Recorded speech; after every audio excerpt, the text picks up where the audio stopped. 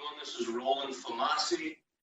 I'm a senior agricultural economist at Rabobank, and I'm headquartered in Fresno, California.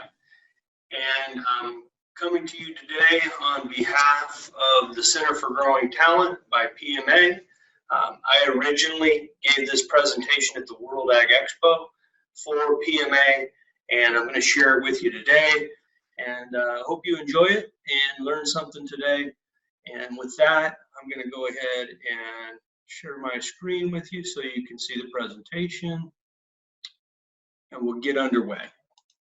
So my specialty for Rabobank and Rabo AgriFinance, and by the way, Rabo AgriFinance, which you see on the slides, is the rural lending division of Rabobank here in the U.S. And my specialty is fresh produce, which obviously works perfectly for my affiliation with the PMA. I am a proud member of that organization. So let's get right into it, and we're going to look at some 30,000 foot view perspectives on the produce industry. I mentioned Rabobank. Just briefly, Rabobank is the largest food and agricultural bank in the world. We're present in over 40 countries, and we serve the entire food and ag value chain, from farm inputs all the way to food retailers, food technology, etc., and everyone in between. Okay, let's talk about supply side challenges. We've got plenty of the supply side challenges. I'm going to list three of probably the biggest ones, and that's water, regulation, and labor. Real quickly on water. Look, we know we have ongoing challenges with water in California. Not necessarily from a natural water perspective. We had a great year this year. We got our Miracle March in California, and we got kind of a miracle beginning of April as well. So snowpack is great, reservoir levels are great. So from that side of things, as we sit here today, things look pretty positive. At the same time, in California, look, somebody's always trying to take water away from agriculture, right? So we're dealing with things like the Sustainable Groundwater Management Act. We're dealing with things around unimpaired flows, where the state of California wants to take more flows from our rivers and have that water flow out to the ocean. So those are ongoing challenges, and that will continue to be a lively and interesting area. We could say that regulation spans into both water and labor, and it absolutely does. So certainly there's a difficult regulatory environment, and that's everything from regulation around input use to regulation around labor, wages, to regulation around water use, like some of those things that I mentioned earlier. But the biggest supply side challenge still, I think, in fresh produce is around labor. That is putting the most supply side pressure on the industry, and that's the one that really keeps me up at night, probably more than anything else. So let's dig into labor a little bit.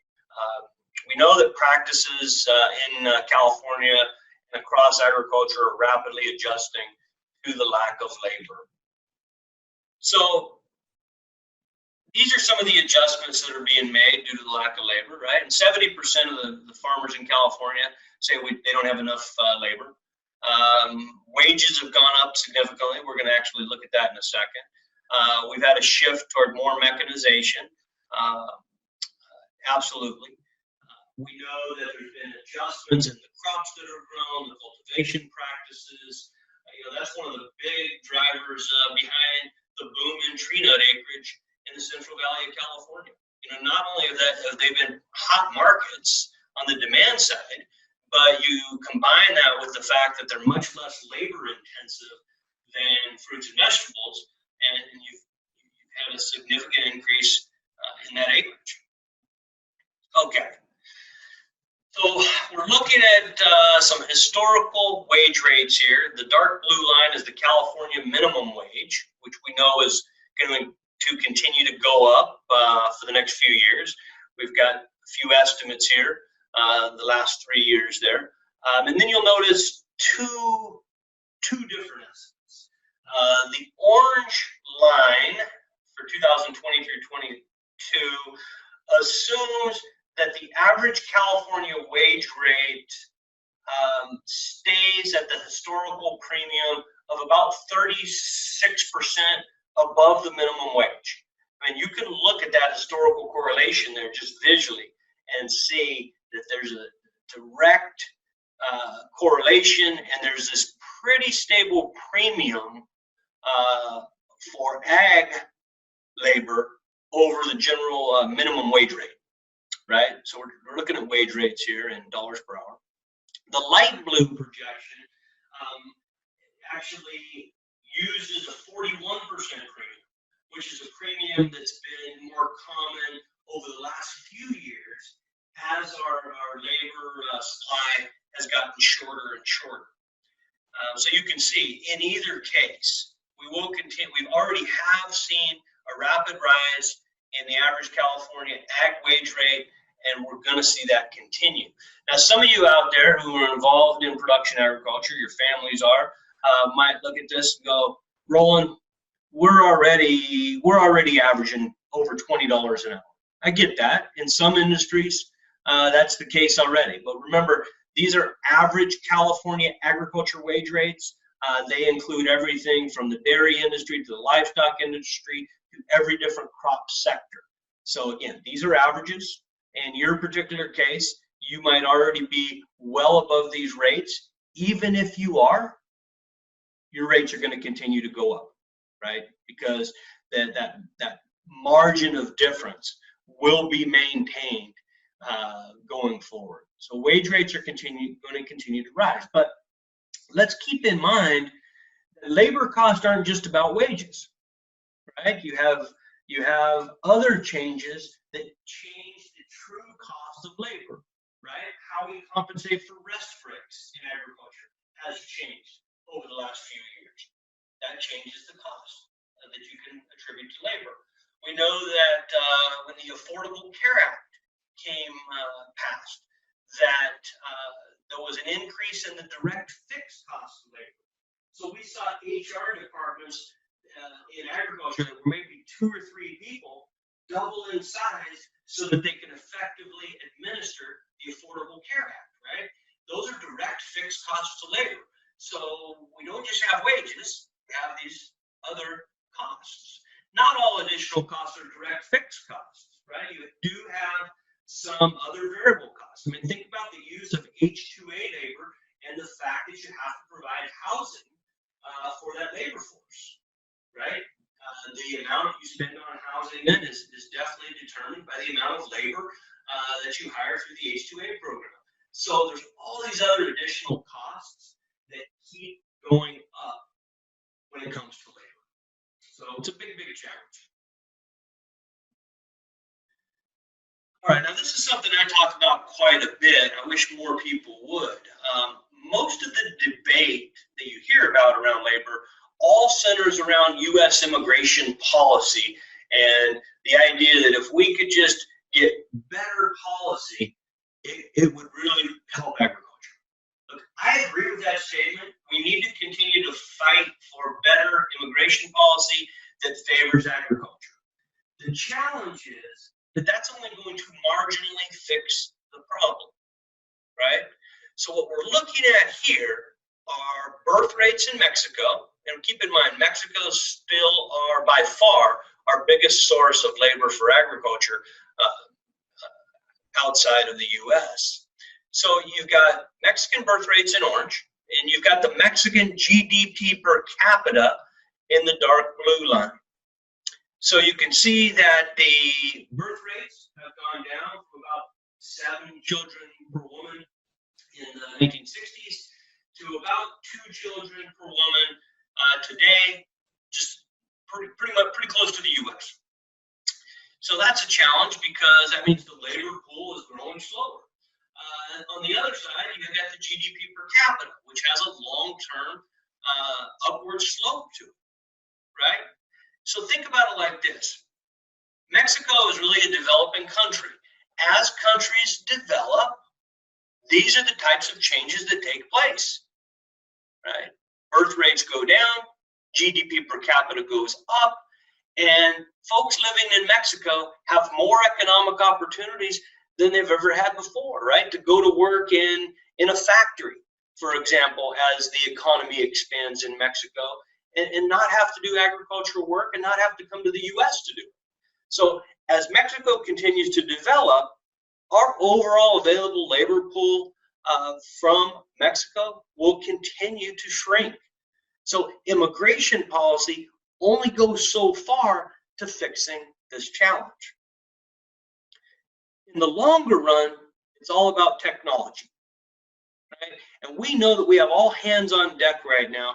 We have a great group and a lot of cooperation between the agricultural industry and the high-tech industry right now. All hands on deck trying to figure out these problems and solutions to these problems and bring more technological answers to agriculture.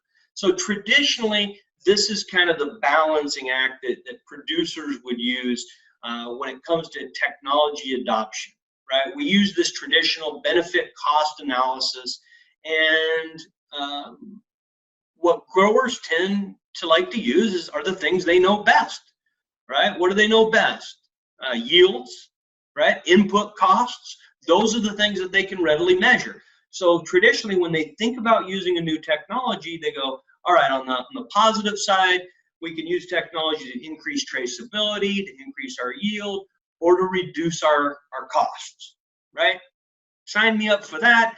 I know that on the other side, my cost is going to be time and capital, right? It's going to cost some money, and it's going to take some time to vet technologies, to learn technologies, to train employees on technologies. And so that's the traditional balancing act. But in today's consumer environment, which we talked about up front here, this equation becomes a little more complicated, right? So now when you think about some of the possible benefits of using technology, I mean, it could be the difference between winning litigation and not winning litigation, right? It could actually, in the short run, give a company some differentiation in the market. And I say that's short-lived because eventually everybody's going to adopt the technology, right? And then that differentiating factor goes away. Manage resource constraints, right? Thinking again about labor and water, for example. Technology could help us better manage those things. Technology might be necessary just to get access to a distribution center because a particular buyer wants to tell a certain story about the value chain and how that crop is produced, right? There's more and more of that occurring. So that might be the difference in getting a customer or not getting a customer, right? Certainly there's some benefits around technology when it comes to food safety, right? If we implement certain technology, we might be able to have more targeted recalls instead of hurting an entire industry when we have a food safety issue, right? The faster we can pinpoint where that issue came from, we can do a targeted recall and not just go out and say, okay, consumers, for now, don't buy this product at all, right? We'd like to be able to do that. On the cost side, we have to consider tech obsolescence, right? If you're going to invest capital in a new technology, we know that technology is changing rapidly, so there's always that challenge that you invest in something, and in a year, 2, 3 years, it's obsolete, and you have to upgrade the technology. That's a challenge. I know I put increased yield risk there, right? When I think about genetics as a technology, I'm a statistician by training, and I guess in my heart, I love it. And so I always think like a statistician. And so think about new genetics that say, okay, if you use these genetics, your average yield is going to be increased by such and such %. But it's not just about average. Maybe those genetics are more susceptible to variation on account of weather. So you might have a higher average yield. However, you might have more yield variability, which I call yield risk, in any given season. Those things should be considered because some people are more risk averse to those kinds of things than others. So point here is that in today's environment, both on the supply side and the demand side, the benefit cost analysis of technology adoption has gotten much more complicated. There are potential risks and costs to inaction as well. With that, everyone, I will shift back here. I hope you enjoyed it. I hope you got some new food for thought. Maybe you have a little better understanding of some of the things going on in the industry. And I hope that all of you stay healthy and enjoy the rest of your day or evening. Thanks for your attention.